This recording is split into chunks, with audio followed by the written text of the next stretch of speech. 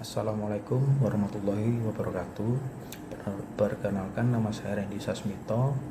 Di sini saya akan menerangkan terkait inovasi-inovasi terhadap permasalahan yang ada pada tugas manajemen pelayanan publik yang sudah diberikan oleh dosen pada di tugas 1 dan tugas 2. Pada tugas 3 ini saya akan memberikan paparan dan hasil dari studi lapangan terkait inovasi-inovasi apa saja yang mungkin bisa berpengaruh terhadap kinerja pada suatu kelurahan. Pada di tugas sebelumnya saya memilih di salah satu kelurahan pada kota Surabaya yang pada media sosial sudah tersebar terkait berita kurang kesiapsiagaan pegawai dalam pelayanan publik. Jadi ada warga yang ingin mengurus surat keterangan atau sebagainya di kelurahan, akan tetapi pada kelurahan tersebut masih belum optimalnya pelayanan jam buka pelayanan, sehingga terjadi keterlambatan dalam pelayanan. Dalam kali ini saya akan menerangkan terkait inovasi-inovasi apa saja yang bisa dilakukan agar di pelayanan kelurahan itu bisa optimal dalam penerapan di lingkungan kerjanya. Saya di sini mengambil studi di daerah saya dan contoh praktek di kelurahan yang ada di Probolinggo salah satunya. Bahwasannya pelayanan di kelurahan tersebut di kota Probolinggo menurut saya sudah optimal dan sesuai dengan visi misi apa yang menjadi perhatian saya terkait inovasi-inovasi yang perlu dilakukan di kota-kota lain.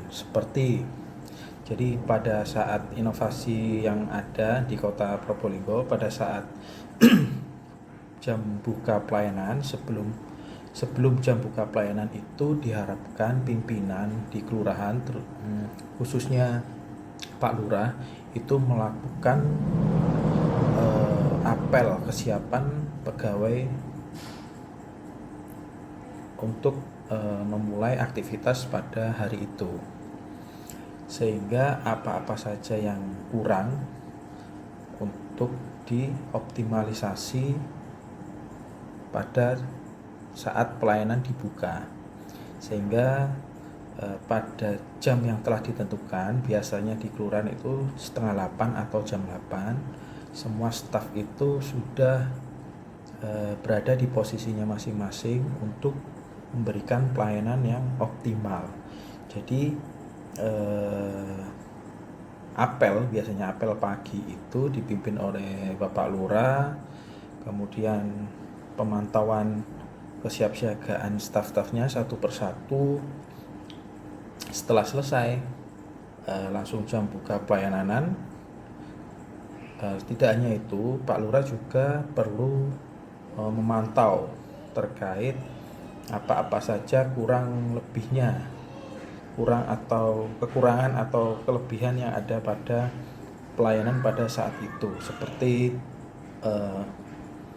pelayanan yang misalkan dirasa kurang memuaskan pada pelayanan tersebut, sehingga lurahnya bisa melakukan evaluasi terhadap pelayanan. Tidak hanya itu, kegiatan-kegiatan lain juga pada kelurahan juga perlu dipantau secara mendalam oleh lurah untuk bisa menilai dan memberikan apa-apa saja yang harus diperhatikan. Kemudian koordinasi dengan staf juga perlu dilakukan minimal 3 kali dalam seminggu. Sehingga apa yang perlu dievaluasi bersama, dirembuk bersama, bisa menjadi contoh untuk di hari kedepannya. Kemudian inovasi selanjutnya terkait digitalisasi pelayanan. Proses ini bisa melibatkan warga, RT, atau